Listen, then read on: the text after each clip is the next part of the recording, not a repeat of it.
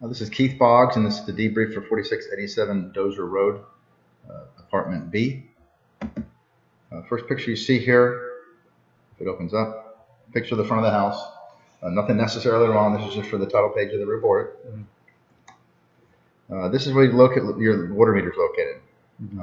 So we use the water meter for a couple things. If there's a sprinkler system, we can check the flow of the sprinkler system for the subsurface drainage, for the subsurface irrigation by something called a low flow indicator, which is on the side of the meter right there. And so if everything in the house is off, then this should be sitting completely still. Nothing should be running. Okay. So one of the first things I do is I go out to the meter, look at the low flow indicator, just stare at it. Look for, it's very sensitive. It'll pick up less than that. Drops. Just dropping through it. You'll see it goes very, very slow, but it doesn't miss a drop. Now sometimes they'll vacillate back and forth like this, which is fine. That's just the water shaking in there. But if it's moving completely in one direction, then that means there's a supply leak. There was no supply leaks here. I did take a video of this, so we're going to play it so it's in this recording. And so just basically, this is just dirt floating around there because it's buried. It's underwater. Right now that water should, within 48 hours, be out of that panhole. The one that's sitting longer than that, it will attract mice, insects, mosquitoes, that kind of stuff. So that's a good thing. It shouldn't be. Yeah, no, it's got water in it now. So if it's constantly full of water, then we got a problem. It's not draining. So you'll have to just. I don't think it's going to rain the next couple of days. Just shoot by her and see if it, or see at least if the meter, which is now underwater, underwater is above the water. So you can see. That's the end of that video. This is the water pressure to the house. The range is 40 to 80, and you're right around 60. For a house of this size, that should be fine.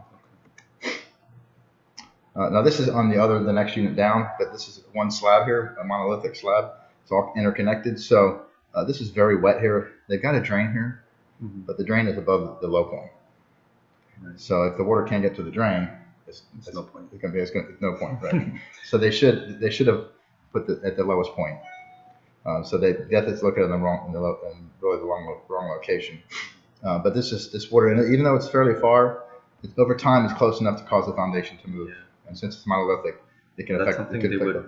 Well, they've got a drain there, so they know there's a drain there. I'm going to call it out and say the drain's in the wrong place, and the water. It's not. There's no way it's going to collect water up there. At least, we want to get to the top. That's another inch or so up there, which takes a long time to drain. Yeah, especially here in Texas. So I'm going to put something in there. So there needs to be really swale. Let's call it a swale. Either swaled out to the back there, or they need to move that drain. Right. Same thing. They got water ponding out front too. Again, any kind of ponding water can attract rodents. That may be why you're seeing the rats around here, because you got water sitting over there. This picture is just to show you that the gas meter is not here. So there's several things without the gas meter being here. We don't have gas supply, so I couldn't check the cooktop. Couldn't really check the water heater, and I couldn't check the furnace. And then, so we couldn't check the heat. Yeah. We also can't check the air because it's below 60 degrees. If it's below 60, it can damage your equipment. So some things that we didn't get to do here because the gas meter wasn't here and because of the temperature. This is the gas line going into the structure. That's a pretty big hole there. Okay. They really need to put a little piece of brick in there and fill it around. So they need to go in there and fill up that hole so you don't get insects, rodents, water. Now, this is your water heater. So Bradford White, that's a good water heater. This is the manufacturer's label. Some of this stuff is really in here just for me. It will all be in this video, but it won't be in the report. This is just different reasons.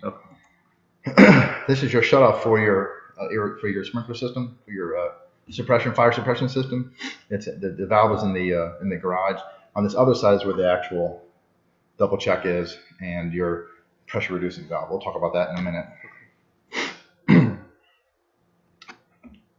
This is just the location. So is that supposed to be covered? Well, it's off right now. Okay. Yeah, it should have a cover on it. Okay. And right now it's off. So if it happens to be a fire, it's not going to do anything. Right. Kind of defeats the purpose.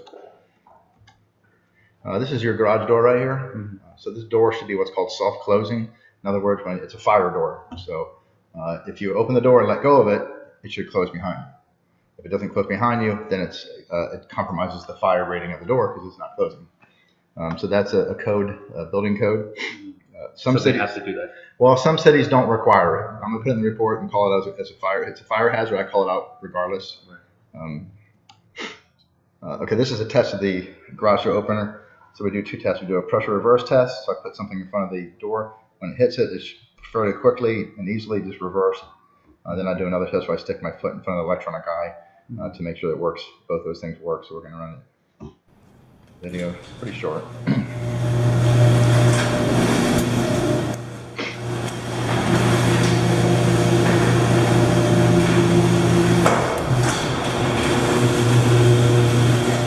One more test.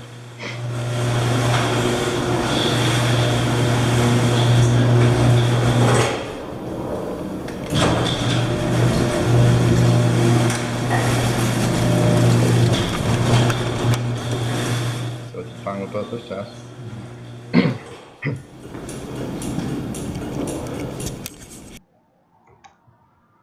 The only reason this picture is in here is for me to remind you to tell you that you need to, once you move in, you need to lubricate these wheels and these tracks. So just go to Home Depot, get something called white lithium grease, not WD-40, white lithium grease. Now they've got a clear kind and a kind that's yellow, colored kind.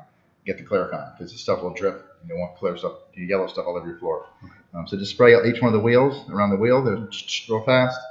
And then along the track, just kind of take I think it's got a little thing on it too, like WD-40, just either way, just spray some inside this track like this, and then on the center, the chain on the chain, close the garage and spray it as it's closing, opening and closing, get it nice and wet, and then you can do that probably every several years. You don't have to do it often. White lithium grease doesn't collect dirt like WD-40. Okay. This first is the first thermal look at the panel box. This first look is just really just like a benchmark look. I want to see what the panel box is doing when I first get here. And as I'm going through the structure and turning everything on, I'll go back at the end and check it again to see what the wires look like. These are arc fault breakers you see here, and this is normal. I took another closer picture of these wires. They looked like they were a little hot, possibly. I've got another look later on, and they seem fine. So the next picture is just a close-up of that. I just wanted to double check them.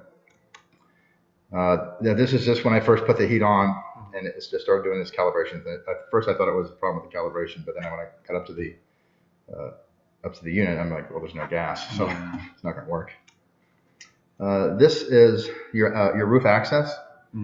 So any platform taller than 30 inches should have a railing around it, like this, a railing, so that somebody doesn't fall off and get hurt.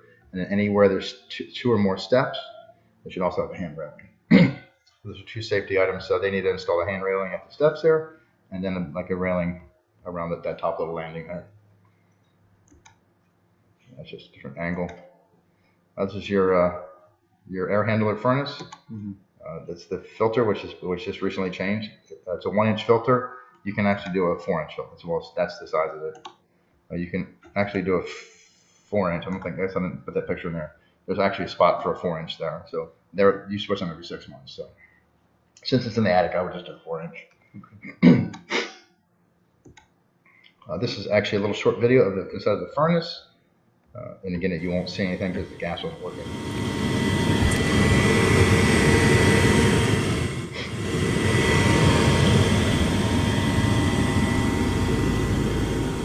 I think I do the attic too.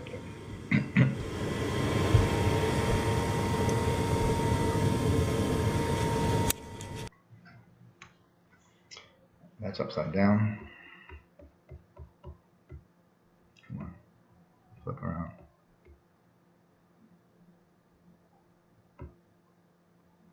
Okay, I don't know if you can see the light coming through there.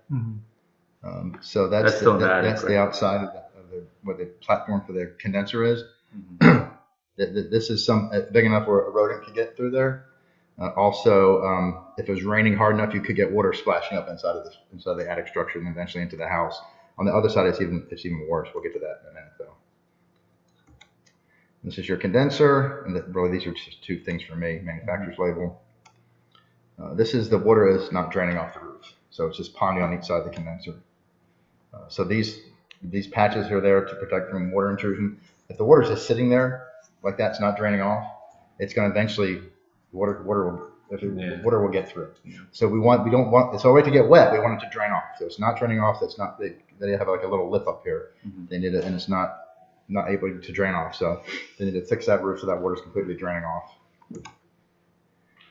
This is I couldn't walk on the roof. It was too steep, but I did look at the roof from up there. This is an overdriven nail, which means they had the gun they were using too tight. So this is probably, I know this is really falls into the homeowners, but I would like to tell people about it because if there's a problem with the roof, whether the homeowners pays for the roof, if it damages your stereo system, they're not going to pay for that. Then all the shingles are not sticking. All the ones I could get to, they're all just, you can see the adhesive there, but it's not, it kind of looks like it started to take hold there. But that pretty much is everywhere. It's not really. So they gotta fix that. Well, they probably installed it when it was too cold. Hopefully it will. Sometimes this is what can happen. Sometimes when they do this in the winter, the next year you come back and it's completely fine. Sometimes you come back the next year to the house and the shingles start sticking. They're not what's called adhering.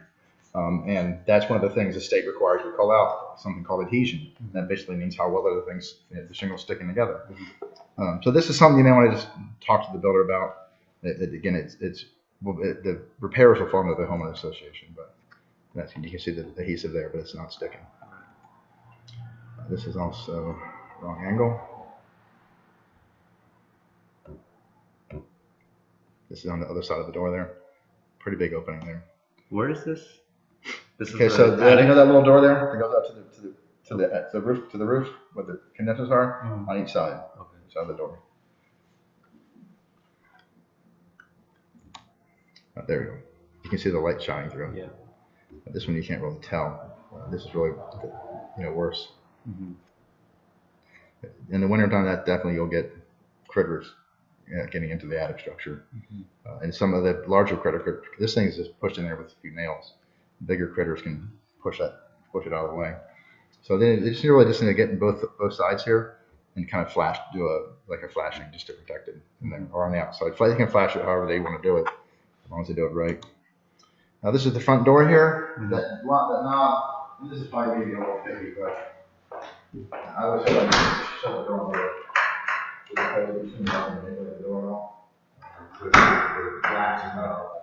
not getting into the public. Over time, that will cause the damage that deadbolt. That's the door it's at. This is your dishwasher. The dishwasher never got to the temperature it needs to get to, but we don't have gas with a hot water heater, so that's probably affecting it. So this is the first reading, 52. I got another reading later, I think 80 something, 90. That's the manufacturer's label. That's for me. This is the microwave oven. This is just me showing you that it does work. Manufacturer's label. This is your cooktop. Again, we cannot test that because it's gas. Yep. This is your oven. It was set to 350 and heated to right up a little bit above 350. That's manufacturer's label. The reason I took a picture of this is your fire suppression system. Every city is different. Some cities want this inspected by the fire marshal every year, some every 2 years, some every 3 years. It hasn't had the first inspection, so I'm not sure if the builder's going to schedule that, if the homeowners association is going to schedule that. But you just may want to just question the builder and say, listen, the inspector said there was no inspection sticker. They're going to do it this year or next year or whatever. Just kind of get an idea what's going to happen. This is your pressure reducing valve. This is what controls the water pressure. So you actually have high water pressure coming into the house above 80. So they installed this water pressure reducing valve in an expansion tank on the water heater to bring that pressure down. So at that 60, if for some reason you're not happy with the water pressure of 60, some people are very particular about water pressure, and it's almost a deal killer for them. You can have a plumber come out here, or you can YouTube it. Okay. And you can, it's actually great. You see those two little bolts there? Yeah. So you take one, loosen the one of them a little bit, and then loosen this one a little bit. You want to test the pressure, see if it make sure it doesn't go too high. Once you get it in place, you just screw that, lock it back down, or just call a plumber, and for $75 he'll do it. Okay, this is at the tub. These are drainage areas for the tub. If there was the tub was being installed differently than it is now, there's not going to be any water getting above that because it's going to pour off the side here. Right. So this grout line should be filled with grout. Cosmetically doesn't look good. Yeah. on both sides. So it's not going to serve any purpose. So just fill it in. This is when I got upstairs and I was getting this error at the other thermostat. This is a missing exhaust fan in the master. I need to install that right up there. This is a second look at the panel box, and it looks basically the same. Temperatures are not much different. The wires don't look much different. It's about the same. So, okay, this is an area. It's either moisture getting in to the structure at the ceiling, possibly missing flashing. It looks more like moisture than flashing to me. This is right up here. You can't see it on the camera. I can't see it. So somebody needs to get up there. There's some roof detail right there. So if I tell them and they try to, how would I verify? Okay. Make sure they provide you with a work order. It's very easy for them to do. You just have to obviously pick one ladder, and you can get a moisture meter. Just in that area, general area, just poke around. It's got little pins, like very small little pins you can poke through there and see if there's moisture. If it's not moisture, then it's obviously just air leakage. In which case, they still need to make sure the flashing is fixed. So it should not be. It should all look the same, like the surrounding areas. You see that? So this is something they need to look into. It's really cool. This is where's this at? Okay, so there was a repair down here, something they forgot to install. Yeah. It looks like for the area, probably for the pressure reducing valve of their fire suppression system, and they did not put the insulation back in place. It's present, I can tell that because I know the color of it would be much brighter if it was missing. So that's probably when they did that repair, they either didn't push it back in place completely, so it's getting some heat from inside the structure. So do they have to do something with that? Yeah, I mean it's not going to really. It's a garage wall right over here. It's not going to really affect your electricity bill or anything. It's just something that you need to know about. Generally, I don't worry about small spots like this. If like the whole wall is missing insulation, then that's something you want to take action on. But this is kind of up to you if you feel like you want them. I mean, it would cost you pennies a year, but you know, some people are worried about pennies a year. Yeah. That's where it's located. So where's that located? Right here. I know. Right in here. I'll circle. In the report, I can illustrate. Okay. I'll actually draw a box right about where it's located. Okay. This is the second reading, so it was heating, but it's never going to get to 120 because of the water heater. And that's it. Any questions? There's a couple things I noticed. Okay. I don't know. So this is my first time buying a house. So I don't know.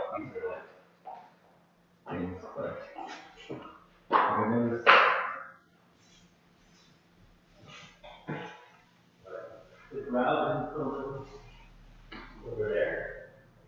That's supposed to be. Yeah, okay, so you're going to, they talk to you about the blue tape walk yet? Well, the walkthrough is tomorrow. Okay, they're going to give you some blue, that's going to probably be the blue tape walk. You're going to walk around with a blue thing of tape. The paint people used to paint with that kind of blue stuff, and they're going to have you mark, like, we don't like that. Put a picture of blue tape there. I would definitely, this is all kind of marked up. If you put something here, go to the whole thing. Yeah, so that's just something I want to do. And then there's this. What do you think? Like you are.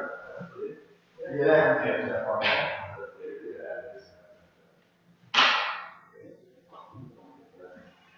That's probably not right.